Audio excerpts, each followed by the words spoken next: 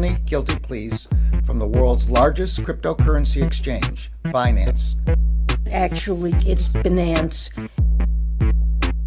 Binance. Binance. Largest virtual. Binance. Binance. And let me be clear. It's Binance. Binance. Binance. Council has discussed crypto regulations and legislations at length, and we have come to the conclusion that instead of regulating, we are going to ape a fat bag each into laptop and pump it to over $1,300,000,000,000,000,000,000,000 market cap. Let's fucking go, crackheads.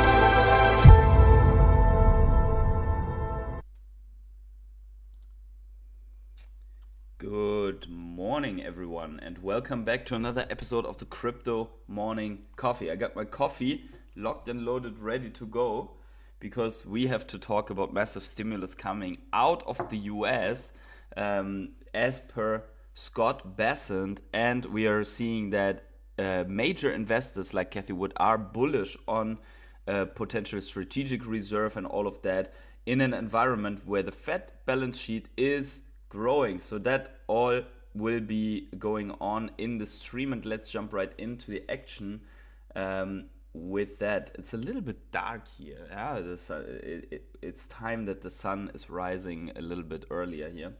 But we are looking at Bitcoin, of course, here. That was not intended. There you go. We are looking at Bitcoin here. At our pattern that we have looked at in the last live stream. We have been rejected at this overhead resistance here, and we found support on what is that even? I think that is the 50 week moving average. I think that it is. That is this light blue here. So potentially we could expect this to at some point challenge overhead resistance and move higher here. Which would be great, right? If we can get past 93,000, that would be really a big deal, as this is a level that we have had as support for quite some time. Not testing it though, but we have been all the way here above it since 22nd of April 2025, and now almost 1 year later we are trying to reclaim that level. Let's check this out a little bit here, and I want to start out with Cathie Wood, and let's listen to her and what she has to say, and then we are going to combine that with something that Scott Bessent just tweeted out. 2026 is in the US the midterm elections. And President Trump does not want to be a lame duck. So I have a feeling that he is going to work with his crypto and AI czar, right, to do a few things. One, make sure we get that de minimis ruling through. Make sure. So because, grassroots is where a lot of what we've been talking about is going to happen. But also, it seems as though there's been reticence about actually buying Bitcoin for the strategic reserve. So far, it's confiscated. The original intent was to own 1 million Bitcoin. Yeah. So I actually think they will start buying, because I think this will help Trump in a couple of ways. The midterm elections, part of the reason he won the presidency, I think, was the crypto community. Yes. And another reason, of course, is his family is all in on Bitcoin and other crypto assets. Yeah. And they have, we talked about the DATs earlier. They've kind of fallen apart this year. So I think he's got all kinds of reasons to do this, but the most important one is he does not want to be a lame duck. He wants to have another 1 or 2 productive years. And I think he sees crypto as a path. Yeah, and that was key, right? So there are 2 reasons, as she mentioned. He doesn't want to lame duck, so it's about power, and then he is heavily involved with the crypto industry. That's about money, and ultimately at that levels that these guys are earning and what they have built, it's all about power. Like money is about power, and power is about power, and everything is about power, right? But and I say that in a very neutral way, because for us investing here, the only thing that matters is to see the signs on the horizon to know what's coming. And I think the key here is Cathie Wood saying he has the midterm elections in front of him, right? So many of us may not be directly from the US, but basically in the mid of the term, right? There are elections where, as far as if I can reconstruct this just from the top of my head, basically the power that you're wielding in, I think, is it the House of Representatives or the Senate? I don't know. Can shift so that you could, in the worst case, not pass bills and laws and whatever, because you could lose your states to the opposition, and then you cannot govern. Something like that. This is just, like many Americans cannot pinpoint Switzerland on a map or so. I cannot really think from our parliamentary system into the presidential system, but more or less that is what I understand. And so that means everyone needs, in this midterm, has to vote for him, so that, or for him and his party, so that they can maintain this power overhang, so that they don't become a lame duck, which is a president that can't do anything, right? That's usually when a term fully ends, when the president is just administering into the new administration. So what does that mean? That means if he doesn't want to become a lame duck, he needs to push the economy, and he has to start giving out candy, right? He has to start giving out presents. And that is what Scott Bessent just tweeted out here. What is that? That's like yesterday for me, 8 p.m. So it's not even 24 hours old, right? So he says, thanks to President Trump's one big beautiful bill, millions of Americans may see the largest tax refunds of their lives in 2026. So that means he is teasering that there's a lot of tax refunds in 2026. Now, for the midterms, they have to bring something at least in the first half, right? So that it has an actual effect. And it will be very close to the election, because no one remembers stuff that is made like a year or a half a year. It needs to be right before the election. Someone explained this one time to me and said, if you are a housekeeper, like what is the name? Like the guys that are taking care of an entire building, right? You're starting to paint shit and water the flowers better and garden a little bit and whatever, especially well before those re-elections, right? So on a small level, that's the same thing, because then everyone's, that guy's really doing a good job, right? So that is what also happens in politics. So and withholdings are adjusted. Millions will take home bigger paychecks every month this year. Bigger paychecks. Bigger paychecks every month this year means money left over for other stuff. The president wants to get this money into the hands of the American people as soon as possible. That's why today I'm breaking news. I am proud to announce one of the earliest starts of the tax season. So it needs to start early so that these refunds can become visible early for the US citizens, so that they can see, I have bigger paycheck, let's vote for the same guy because next year I also want a bigger paycheck. That's basically how it works. So this year already, January 26th, the tax season begins in the US.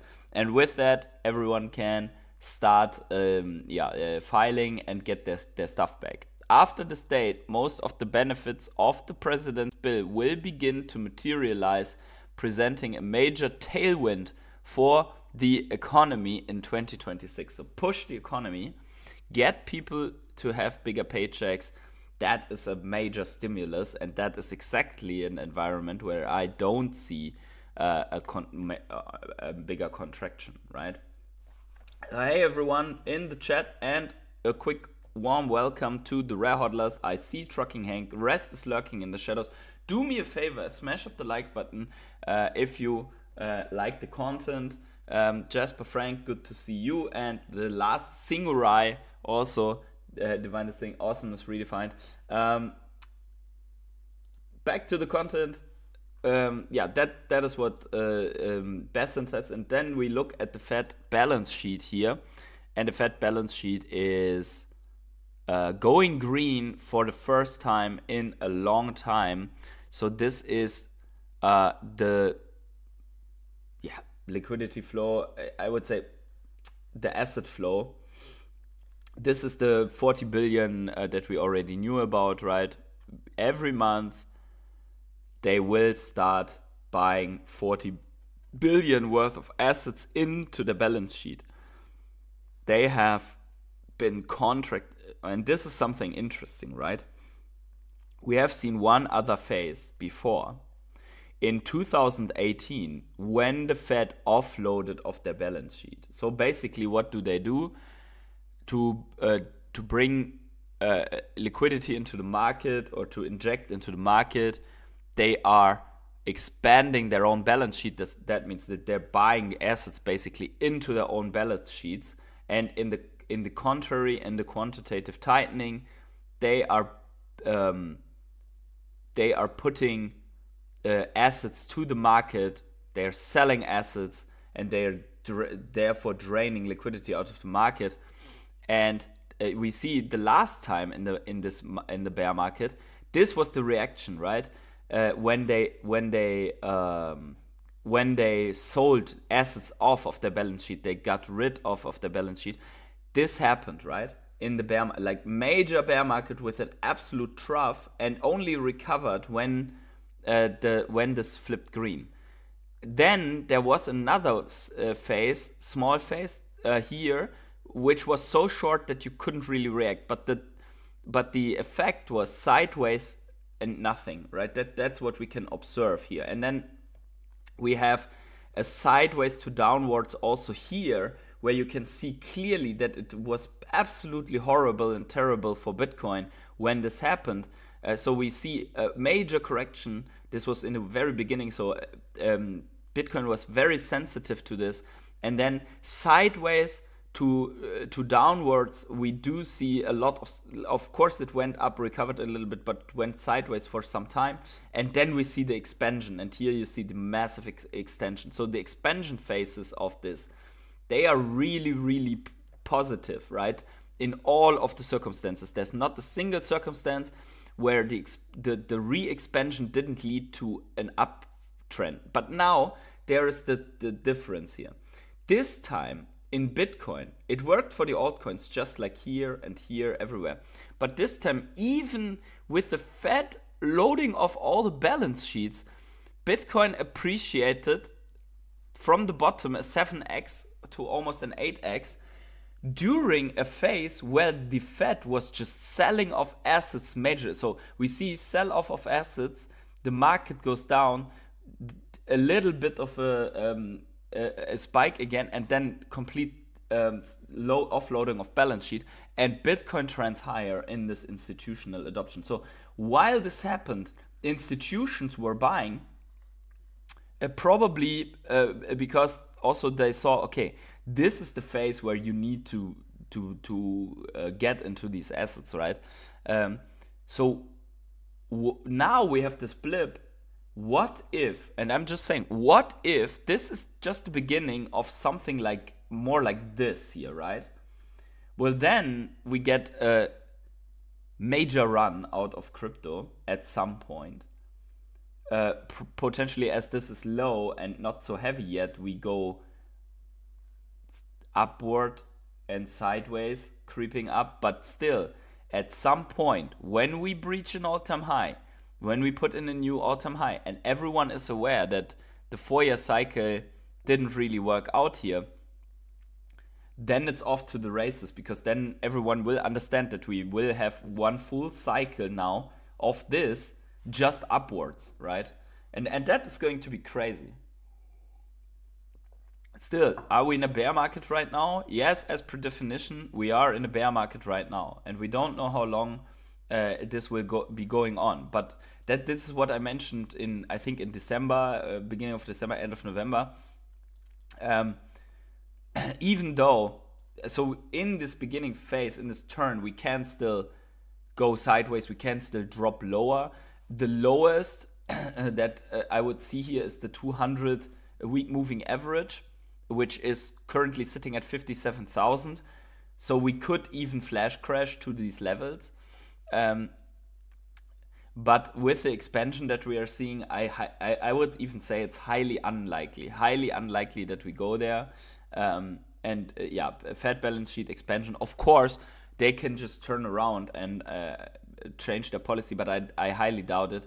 So I think that we are going to see real moves to the upside in the market more around April, May, when the new Fed chair comes in. We see how the policy is. The market sees that easing is real. The Fed will have already injected about 200 billion by that time, right? So we will be seeing this this trend higher, and then this basically the signal. And this is where I said I think that people are sitting in gold, are sitting in silver, waiting for the signal to deploy capital, right? And we do see also gold is a little bit slower, but still has not stopped its uptrend. This was clearly not the top. This is now the top. We will see. Everyone's sitting on their hands to deploy into more risky stuff. And the population will have more money at hand if what's Bessent tweeted out here is coming true, right? So, of course, some people say the only acceptable refund is 100% of income tax, but we have to see one more thing. There is this, I don't know if this went into law right now, but I think it did, is the no tax on tips, because that is a direct stimulus, right? And there is, like, the US industry is so heavily focused on these services that no tax on tips could have a major impact there also, right, as a stimulus. And it will be a certain cohort of people that benefits from that potentially, once they have some money left over through these measures, they will say, okay, now it's time that I also get involved in crypto, especially Bitcoin and Ethereum, right? And I think that's where we will see these uptakes. Happy Friday, PH, and all the hodlers out there. Yeah, happy Friday, everyone. That was and is a short week for me. Nonetheless, an intense week. Thank you very much. Everyone smash up the like buttons if you like that as well. And let's continue here with a statement from Scott Bessent to the strategic Bitcoin reserve, right? Because we also have to observe that. And then we'll discuss quickly. We've also started to get into the 21st century, a Bitcoin strategic reserve. We're not going to be buying that, but we are going to use confiscated assets and continue to build that up. We're going to stop selling that. I believe that Bitcoin reserve at today's prices is somewhere between 15 and 20 billion. So, I think that he specifically says it, right? We're not going to purchase. We're not going to liquidate. We did discuss in the last stream that there was something from Cynthia Loomis about the DOJ still liquidating Bitcoin. Seized Bitcoin will be held on the balance sheet, right? So they are just seizing Bitcoin in operations where criminals use it or so, and then they add it or from Venezuela if they can get their hands on it, right? Or from wherever they just grab it.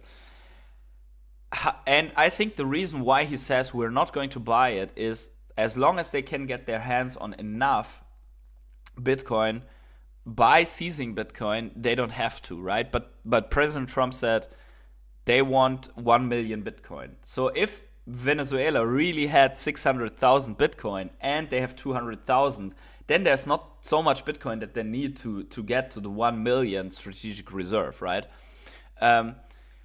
On the other hand, I could also imagine that they are saying this so that the narrative doesn't come in. It's like, hey, instead of giving us a tax refund, you are using taxpayers' money to buy Bitcoin.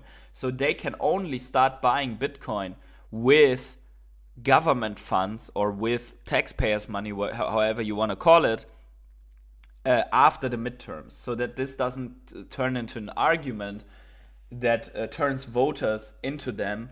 So they can only in the second half, and only if they win in the midterms by a landslide, so to say, so that they can do whatever the heck they want for the next 2 years, then I think that's the strategy. I think that's what they intend. So they say, hey, we don't use any taxpayer money. We just seize Bitcoin. Here's your strategic reserve. Everyone's happy on that side. And then after midterms, it could be a little bit different. But that is the way they are looking at this right now. And that is not yet the stuff that Cathie Wood actually thinks they're going to buy Bitcoin at some point. So let's see if she's right or if they are holding to this strategy. In either way, if they seize Bitcoin and hold it in a strategic reserve, that's basically locked away if the DOJ doesn't start selling off Bitcoin. Of course, and this is the problem. They need to really put this strategic reserve untouchable into law, so that that the next U.S. president, for example, if that president was of the Democrats, that they don't just go and sell the 1 million Bitcoin, right, and crash the market into oblivion. that is obviously important. We do see all of this happening in the context of global inflation, and I don't know if I can zoom into certain parts of this. I can't really, because that is only. But maybe you can see. If not, I just read it out for you. So this is a global inflation map, like very colorful, made and so on, based on the IMF, World Economic Outlook, and so on from October. And we do see that, and this surprises me, right? We do see actually that, I mean, of course, Venezuela was on super high hyperinflation and so on. And then there are a couple of countries like Sudan, Zimbabwe, South Sudan and Sudan, right? And then you go into the 30s and 40s where Iran and Argentina and Turkey and so on are hovering around. But if you're looking more into the European sphere, you see like Germany at 2 point something, Poland at 3 point something, France only at 1.1%, which is like more close to the, and then you have these other countries down here where there's almost deflation risk, like you have China with 0%, you have Panama 0.1%, and so on, Qatar 0.1. So yeah, there's not really. So these are the ones at risk, I would say, because the average is somewhere at 2%, right? So you would argue that there's not a problem. The funny thing is that if I make my own inflation-adjusted basket for Germany, I definitely don't arrive at 2%. Like, I can give you a couple of examples. So when so buying a box of eggs with 10 eggs, not 10 eggs, right? 10 eggs, yeah. That did cost, like, the free living chicken, don't kill the chicken egg box was 3.29 euros before the first. And now it's 3.79, so it's across the board. Also the organic ones that are a little bit pricier. Across the board, they went like 50 cents higher. So that's like, what is that, like 15% or so increase. And then everywhere where I look, like, for example, train ticket, energy bill, butter, I don't know, whatever stuff that I buy and use on a frequent basis, most of that went up like this. So my question is always, how do they get to the inflation numbers of 1 to 2% when everything that I'm looking at is up 10, 15, or even 30%? So something must have gotten massively cheaper in the same range to offset this, because eggs, butter, meat, stuff like that, that's something that you buy on a very frequent basis and makes up actually a lot of your. Of course, you can say, okay, rent was already pretty high. So let's say you're renting for like 2,000 euros, then of course, and this rent stays stable and doesn't increase, then of course you have stable, right, with the housing. Anyways, I sometimes wonder how this is happening, yeah, with the inflation rate. Yeah, so in that environment, I think most of the countries can afford, with their official inflation being that low, to go into expansion mode, yeah, money printing and so on. Very quickly also, why you should be in this, right? We do have a gold per ounce comparison with weekly DC. I think it's a weekly DCA of $50, and it shows what. And I think it starts at. What is the start date? I think it starts very early, but still, like, here's a comparison. There you go. And you see it, like, the orange line is the Bitcoin DCA value, the yellow line is the gold DCA value, and then the green line is the amount that has been invested. And I mean, we already see how that Bitcoin goes completely on outperformance. And this is something where I just say, if the arguments are fairly good that this continues with a high appreciation rate by a power of law, which is beyond 25% annual for the next cycles, so to say. So you would end up with a $20,000 amount invested, and you would sit on 38,000 gold today, versus you would, had you started way there in the beginning, you would sit on 1.37 BTC, which would be around $150,000, right? At a Bitcoin price that is still here measured in 108,000. So you would be a little bit lower than that, to be fair, and probably a little bit higher on gold already, to be fair, as the gold price here is 3,500, and actually the gold price right now is 4,500. So you would be quite a bit. You would be here in almost $50,000, right? And here you would be like $120,000 or something like that, right? Yeah, but it shows that, first of all, it outlines very well the power of DCA, because there was only $50 over the time. But yeah, I think that the power of compounding really only starts here, because if you expand these 150,000 or so, or $120,000 with 25% annual, and I really urge everyone to do that math in an Excel sheet, that's quite powerful throughout the time. Hey Bodo, what's going on? Good to see you. Juice says no offsetting.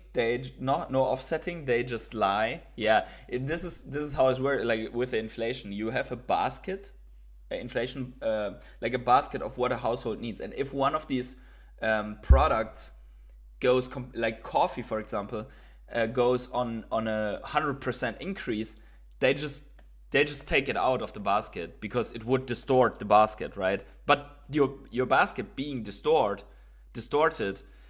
is actually the problem, right? So they just say, yeah, that doesn't work. Let's take it out. So in many countries, actually, they took out coffee, or at least they reduced the amount of coffee in the inflation basket, so that you don't have high inflation because of that. And also for that reason, I think they invented all that stuff with the core inflation and the total inflation and so on, so that they can fiddle around with these numbers.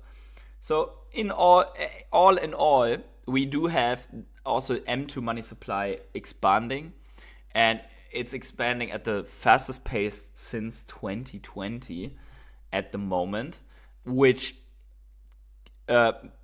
means only that more liquidity is coming into the system. We do see it in gold.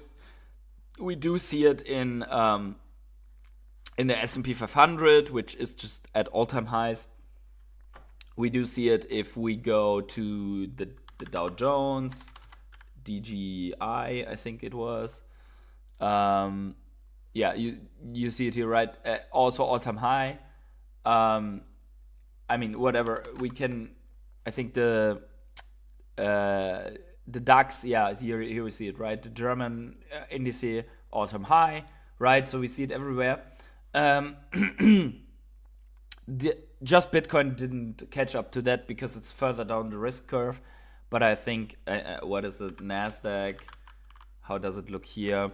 NASDAQ 100, little bit sideways, but I think also poised for another breakout or so, but still at around all-time highs. What else can you look? I had Russell 2000 would be interesting. Russell 2000. Yeah, all-time high. Actually, pretty big candle for the Russell 2000, which are like the small stocks, and there are some hints at. I mean, we can do that quickly. That exercise to put the total 2 with the Russell, right? So the total 2. Why did I do this? This is interesting. So the total 2 is the crypto market without Bitcoin, right? So Ethereum and all the altcoins. And what you see is that when the Russell 2000 went up, usually after a while, not instantaneously, but after a while, and sometimes simultaneously, the Russell the altcoins went up when the Russell went. So here you see the Russell 2000 goes sideways, the altcoin market goes sideways, right? And then here the Russell 2000 goes up and the altcoins follow, right? But the Russell 2000 goes up first. And then here we had a little bit like Russell 2000 goes up, altcoins still trickle down and boom, explode, right? So it's not instantaneous, you can't really guarantee, but what we do have, or what we do see in this comparison, is that right now, we actually have corrected as the Russell 2000 corrected here, but the Russell 2000 is back up and the altcoins just didn't follow yet, right? So the question is, will the altcoins actually, like from a total market, follow here, yeah, and we will see a good altcoin phase here. That could be interesting to observe. This is something we should keep an eye on, right? Yeah, overall, on the week, the altcoins are doing fine. Of course, I mean, all altcoins are like down 80% on the year, but just from the shorter time frame and recovery standpoint, we do see Renda 60% leading the charge. We do see Virtual and Fetch AI in higher percentage numbers. Pengu 25%, Sui 20%, Mix Finance 37%. We even see Polygon behind my camera here with almost 40% on the week. Floki 23% up. We do see Aero almost 20% and so on. We see a lot of green around. Yeah, averaging as a market averaging 7 to 8%. We also see it here. It's not too bad, right? It's not too bad that we do see some signs of life out of the altcoins, meaning some people are buying altcoins, right? Some altcoins doubling in price. We do have in even some things that go just 5x in the market, like this ISLM here, or here CLO, Yay Finance 92%, or Iris 95%, or stuff like that, right? So there is action in the market. Yeah, it's not that there's nothing. I'm still cautiously looking at that, because if we get for some reason a leg down here for Bitcoin to 74,000, then the altcoin market will be in shambles. Yeah, so that's definitely something. Hey, Helen, Moyam, Mr. PH, good morning, everyone. 22 people here, so that's good to see. We are starting the new year off in a nice way. What is going on with Nike NFTs? I have no idea. Is there something good going on? Let's see. Nike NFT. Let's see what that is. There's too much going on to follow. Ooh. Nike sold Artifact.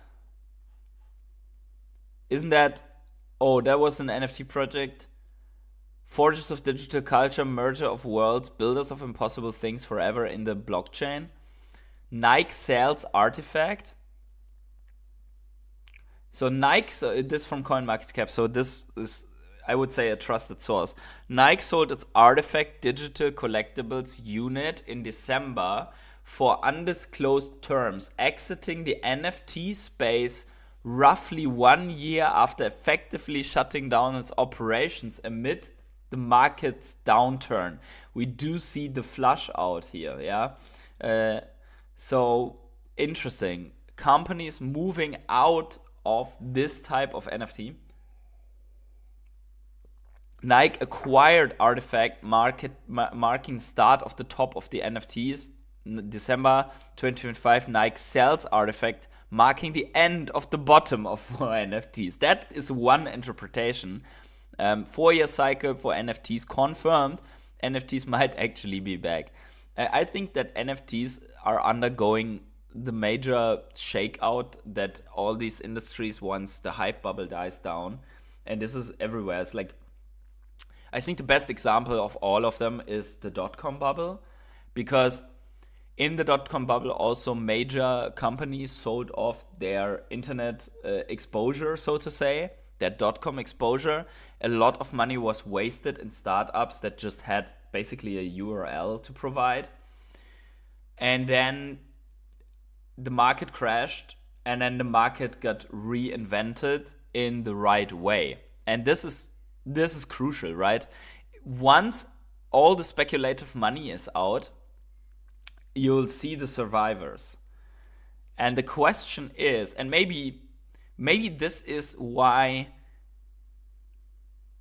Vivi went away from the term NFT so much, because actually no one also in the internet, like no one would say, like Google, Facebook, and all these others, they wouldn't say we are a .com company, right? So maybe the remaining ones that are really building, maybe they will not call themselves NFT companies in the future.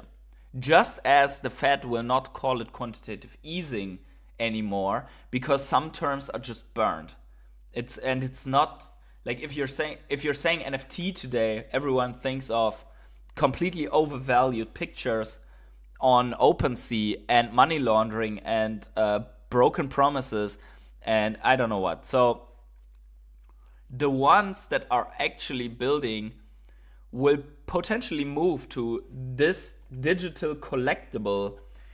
I would say these are terms coined by Vivi and maybe Gary Vaynerchuk, right? And I mean, the industry will survive, but only with the ones that can actually provide value to the end customer. Yeah, and I think this is good, because if Nike doesn't want to or doesn't know what to do with NFTs, that's fine, right? No one. It's like you have a gardening company or a small food store at the corner. You don't have to use blockchain. You don't have to. Maybe it's not for you, right? Maybe someone else will build a blockchain solution that you just can hop onto, right? But here everyone tried out, hey, what can we do in the blockchain space? And I think in the NFT space, and I think many companies learned what they can do and can't do, right? So for example, there's also Chili's. I've not looked at Chili's in a long time. They also they are mostly a blockchain company, but I think in the sports segment they also ventured in that part of NFTs, and I think they are successful, right? So now everyone gets it. Now I think the topic is tokenization, compliance with major standards like MiCA. So here you see Chili's is now a member of the MiCA Crypto Alliance. Together we are working towards clearer, more consistent MiCA implementation across the European digital asset landscape. The MiCA Alliance also reviewed our Chili's fan token white papers, which are all published soon. So there is this MiCA Alliance where the remainders of the altcoin projects of 2021 are getting together that are actually having business models that let them survive. And I think Chili's is one of them, as the pioneer in this sports segment. Let's see here. Yeah, just heard the Chili's 2030 plan. So they have a roadmap. Sportfi it is. Watch the space. So yeah. And then also potentially we will see NFTs coming. I think NFTs were too soon, but in the next couple of years we will. This is also why I would say, as long as Vivi survives, they have all the time in the world to build out the best that they can be, because people will take time. You have to see, like, many countries in the world, they don't even work with digital wallets on their phone yet. Like, many people, they don't have this. They're just getting across this barrier of tapping your phone twice to do a digital payment, right? In many countries of the world. But I think that at some point NFTs could be not only in collecting, but for the sports event, like for ticketing, for all the things, like this on-chain token will be crucial. And I think this is where many companies will build out business models within their business models to make use of NFTs. Anyways, that is that. Looking forward to that development and to covering it here at Crypto Morning Coffee with you all. And Now, happy Friday, everyone. Smash up the like button once more before you leave. Please do me that favor. Subscribe to the channel if you haven't yet. Consider becoming a rare hodler to support the channel and to come into our Telegram group. And wherever you are on the world, have yourselves a great morning, evening, day, night, or afternoon. And I catch you in the next video or live stream. Have a good one and bye.